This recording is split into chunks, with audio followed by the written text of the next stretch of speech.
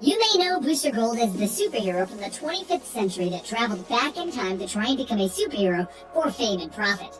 He became friends with a man named Ted Cord, also known as Blue Beetle, and while they had many crazy adventures, sadly, Blue Beetle was killed by Maxwell Lord in a play to take control of Superman. While this was a devastating blow to Booster, a lot happened to Booster Gold since then, which includes discovering that he is actually a Time Master and the protector of the entire time stream. You see, Booster Gold only acts like a fool because he needs time to remember him as the buffoon. That way his enemies will never see him coming. At this point, he's been training with Rip Hunter to become a guardian of the time stream, and they've successfully stopped the highly evolved worm, Mr. Mind, from ruining the timeline itself. But they discovered their actions altered the timeline anyway, and they needed to fix it. So after saving all of time and space itself, and never being known for it, and being forced to keep up his act as a buffoon of the DC Universe, Booster asked Rip Hunter for a favor. He wanted to travel back in time and save Blue Beetle from being killed, to allow the blue and the gold to live again. But Rip denied this request, because any alteration to the timeline could have catastrophic effects. Saddened by this, Booster then received an odd visitor, the Blue Beetle from the 27th century, and he informs Booster that they can jump right to when Ted was about to die and pull him from the time stream at that moment, which Booster agrees to, so they do it. With the help of the Blue Beetle of old, and the current Blue Beetle, and the Blue Beetle of the 27th century, they successfully rescue Ted Cord, and they pull him into their time sphere, removing him from the timeline. That brings us to right now, in the time sphere with the Blue Beetle of the 27th century, telling Ted, "You're supposed to be dead, but we pulled you from your timeline to assist Booster Gold. He's going to need you in the coming future." Ted gets it, and he gets to know the other Blue Beetles. But as they're all passing through the time stream, they run into the evil villains Parallax and Extant. As they're flying by, one of the Blue Beetles turns to the group to ask, "Do you think they see us?" We're 5 grown men in brightly colored costumes. Of course they saw us. Parallax and Extant take off to battle against our Time Warriors. Booster starts by firing energy blasts at Extant, while Blue Beetle of the current day and the Blue Beetle of the future both bombard Parallax with their Scarab's powers. The Beetles were built to disrupt the Lantern's light, but Parallax isn't a normal Lantern. This is Hal Jordan, with all of the Lantern's powers after he killed them, and he blasts them aside, calling them gnats. As they break free of Parallax's hold, everyone climbs back onto the time sphere, and they leave. You see, Parallax and Extant had already been defeated. This was the 0 hour, but since they are time traveling, they just happen to go through the middle of it.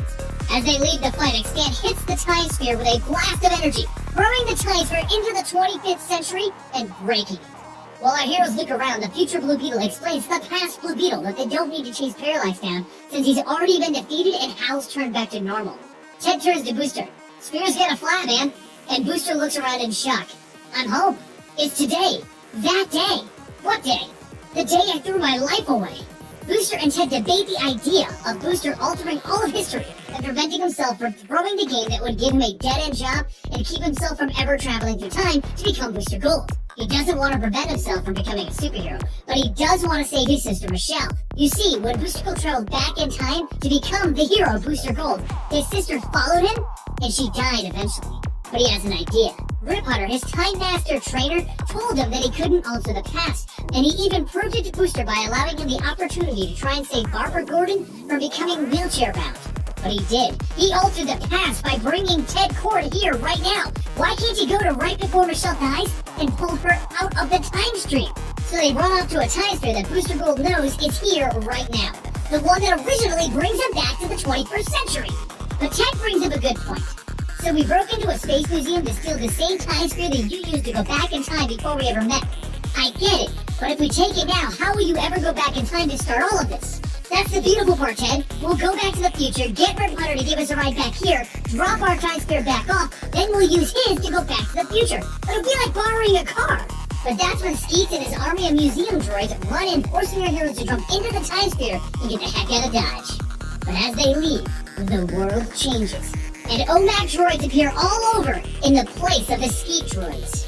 As they travel through time to bring their little adventure to a close, and let Booster Gold and Ted become Time Masters, they bid farewell to all of the other Blue Beetles, and they wipe their memories, bringing them back to each of their own times.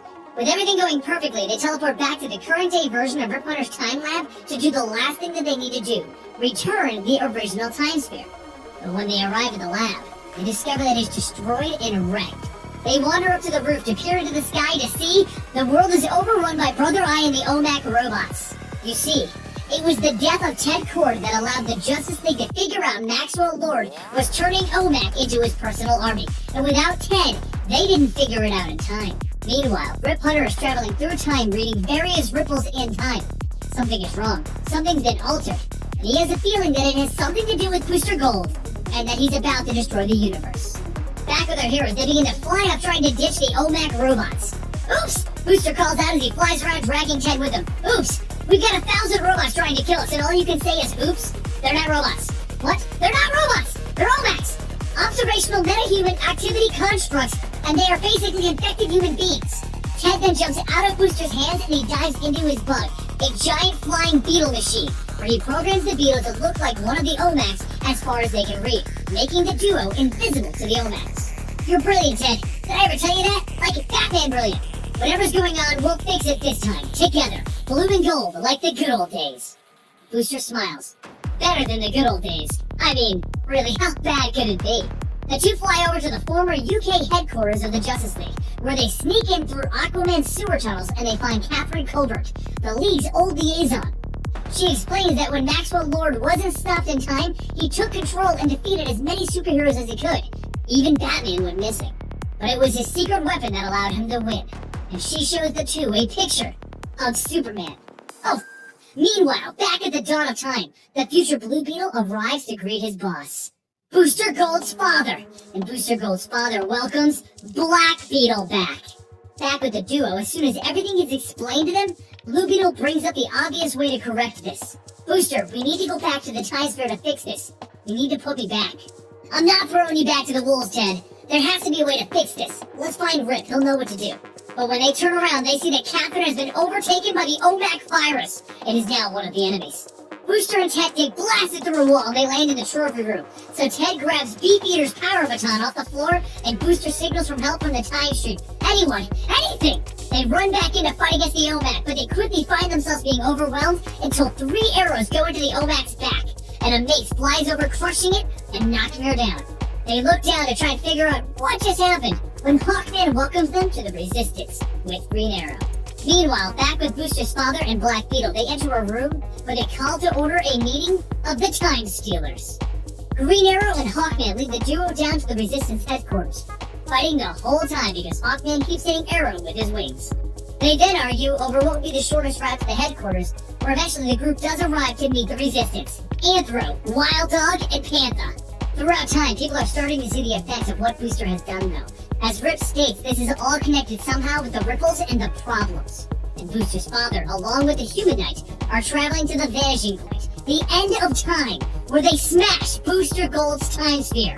But back at the current day, Booster feels a slight pain when the sphere breaks, not realizing what has just happened. The Resistance has decided to use Ted's bug to sneak into Maxwell Lord's castle, where they will distract Maxwell long enough for him to lose his grasp on Superman, and then Superman can help them. Their plan goes south right away though, as Superman isn't an OMAC and he won't be fooled by the bug's programming to look like one. He flies through the bug, destroying it.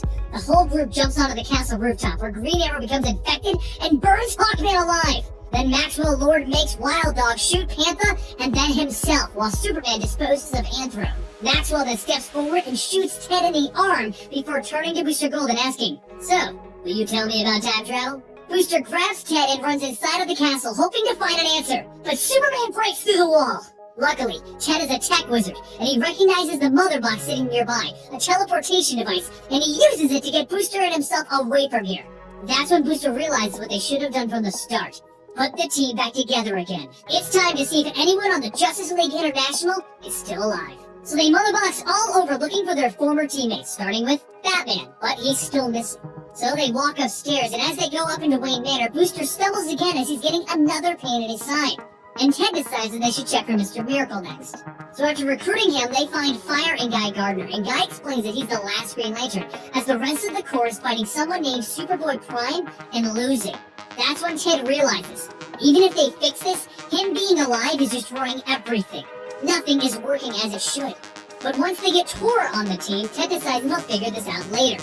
And once they teleport to Martian Manhunter, they pull him out of a device that he's been strapped into. With the Justice League International reassembled, they decide that it's time to bring the fight to Maxwell Lord. Teleporting up to the Watchtower, they jump in, ready to fight. Blue and Gold have done it. They brought the right team as Guy Gardner blasts the nearby Omax, and Martian Manhunter gets into a mind battle with Maxwell Lord. Using these opportunities, the team frees Dr. Light from being used as a battery, and they manage to free Green Arrow. Hey, the Justice League International isn't so bad after all, are they? But that's when one of Maxwell's guards joins the fight, confusing Blue and Gold. Don't worry though, it's Batman. He was undercover this whole time attempting to shut down Brother Eye, the robot that Maxwell Lord was using to control the Omax. At that moment, Superman arrives to clean up Maxwell's mess. But Dr. Light isn't happy that she was being used as a battery and tortured, so she blasts Maxwell Lord in the chest, killing him, and ending this nightmare. Or did they? Because Superman begins to cry as he tells Batman, "They made me watch them kill Lois." My God, Booster says to himself, "It's not. I just need to think. I can fix this. I can save Lois. I can save everyone." And Ted stops him. "Michael, I just need a rip. I can still set things right, Ted." When suddenly a time portal opens up, revealing the Time Stealers. Meanwhile, back in Rip Hunter's lab, he's trying to figure out what timeline they've crossed into, because nothing is right. And that's when he figures it out. Someone destroyed the time sphere that Booster pulled out of the future, which means Booster never goes back in time to become Booster Gold, which means everything with Booster Gold never happened. Rip calls up Skeets. "You need to stay here and locate Michael and Ted." Ted has his head on straight. He probably already realizes what needs to happen. "Are you certain, sir? There's no other way?" "There's no way that we can save Michael's friend." "I really wish there was. I really do. But we can't change the past, Skeets, no matter how much we want to. I know that all too well." Back with the duo. The fight begins with Booster running at his father. "What are you doing here, Dad?" "That's your dad?" Ted asks him. "Only my blood." They fight it out, leading the league to handle the reject villains the Time Stealers put together. "I won't fail this time, Dad," Booster shouts, shooting a blast at him. "And if you stop us, let's say when you stop us." "What then?" "I thought my dad was bad." "Get off the computer, Ted. That dial-up's costing me by the minute." But as their fight continues, Booster begins to fade away. "Why are you doing this, Dad? Why?" Ted would be in trouble himself, but Skeets comes in to save the day because he was sent by Rip. Booster's father grabs him, though. "I won't kill Ted, son. I'm gonna watch you do it. You killed half the Justice League in this new timeline you made. Dozens of heroes and thousands of people. You think you can fix this with a quick trip through time? Pull the wings off the right butterfly? Nightwing, Lois Lane, Kyle Rayner. Are all of their lives worth Ted's life?" Booster punches his father. "Don't listen to him, Ted. We'll find a way." Like you found a name for yourself by traveling back in time? Like you found a way to get the Justice League to respect you? Like you found a way to save Barbara Gordon from a life in a wheelchair? "How can you know this?" Booster asks as he begins to fade away. "Silly boy. Do you think your fool of a father could have done all of this?" That's when we see the real mastermind behind the entire thing. Mr. Mind, the worm creature. He's in Booster's father's head, controlling him. Meanwhile, Rip Hunter has traveled to the future to grab a time sphere from the 31st century to put it back in its right place. But back with Booster's father being controlled by Mr. Mind, he begins to spit out various worms to attack Booster. But now that they know who the villain of all of this is, it's gonna be easy. Booster has Skeets yank Mr. Mind out of his father's ear with feedback. And then Ted steps on him. With Mr. Mind gone, Booster falls to his knees in pain, and he begins to fade from existence. While their friends are losing to the villain reject team. Our friends are dying out there. That bug, that stupid bug is right. As long as I'm here, this will never end. Ted, how many more have to die so I can live, Michael? All of them? Could you really live with that? No, damn it, no! There has to be another way. We all have our time, Michael, our moment. I've got no regrets about mine. All I wanted was for us to be together again, Ted. Sorry. Ted then runs to the time sphere that the villains brought. What do you think of me? Remember to smile. Ha! Black Beetle then leaps in. No, you can't die! If you die, then my greatest enemy, Jamie Reyes, will become the next Blue Beetle. But if you live, he'll never become the Beetle. Don't you see? You can't die. I have to. And Ted presses the buttons in the time sphere, sending both himself and Black Beetle to the moment of his death. Booster gets up and he runs to the sphere. Ted! Ted, please! He screams, banging on the time sphere.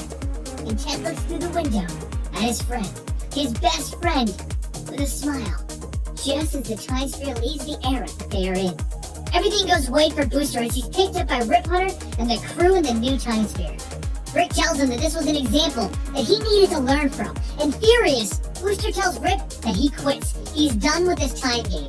He goes back home where he stops the Royal Flush game, only to have Green Arrow and Green Lantern help him finish it and ask him if this was another PR stunt. I can't take this, Booster shouts. I saved the multiverse. I saved all of time and space. But Batman interrupts him with a phone call. Michael, we need to talk now. Still angry over all of this, Booster arrives demanding to know what Bruce wants. He doesn't want a speech about his stunts or his buffoonery. All of this. Bruce is right. Maybe he should just go back to the 25th century. End this 21st century stuff. And Batman throws photos of him. Photos of him being beaten by the Joker on the night that Barbara Gordon was shot. Where did you get these? Booster asks him. I've had them since that night. They were on the Joker's camera. But you were older in those photos than when I first met you, so I've held on to them until you matched the photos. I don't know what you're up to, but I can see the pain and punishment that you took from the Joker. You were literally tortured for a chance that Barbara might walk again. I can stop people from damaging the past for the worse, but I can't change it for the better, Bruce. And I can't let anyone know. Do what you need to do to accomplish your job, Michael. You proved me wrong. You proved yourself wrong.